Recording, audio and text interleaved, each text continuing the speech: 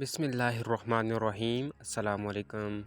शौहर 2 दिन के लिए दूसरे शहर जा रहा था तो बीवी से बोला कि चलो तुम्हें तुम्हारी अम्मी के छोड़ देता हूँ, अकेली क्या करोगी घर में। वो थी भी डरपोक, खुशी खुशी तैयार हो गई।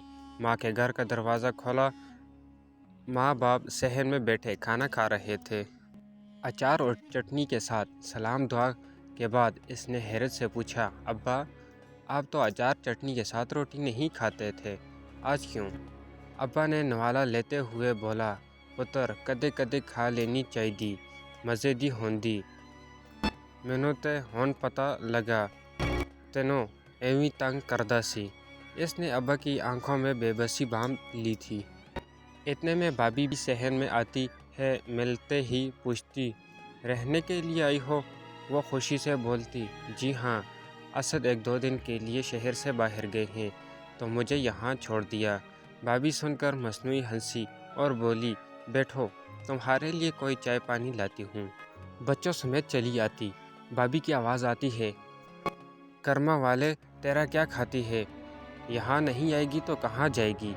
भाभी बस मुझसे नहीं होती तुम्हारे ख़ानदान की हिम्मत, माँ बाप को खाना दे देती, यही एहसान समझो।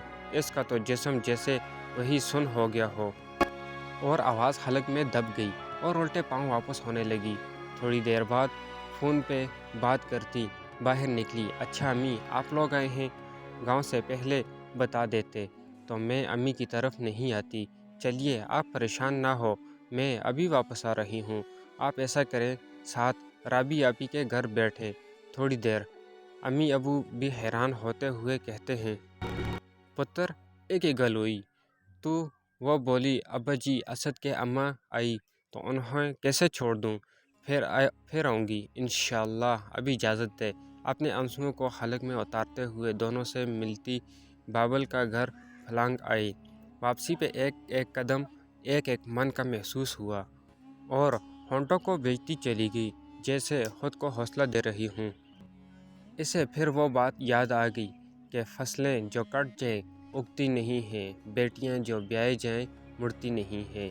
बेशक मैके माँ बाप से होते हैं, लेकिन कभी इनके होते हुए भी वो बेबस होते हैं।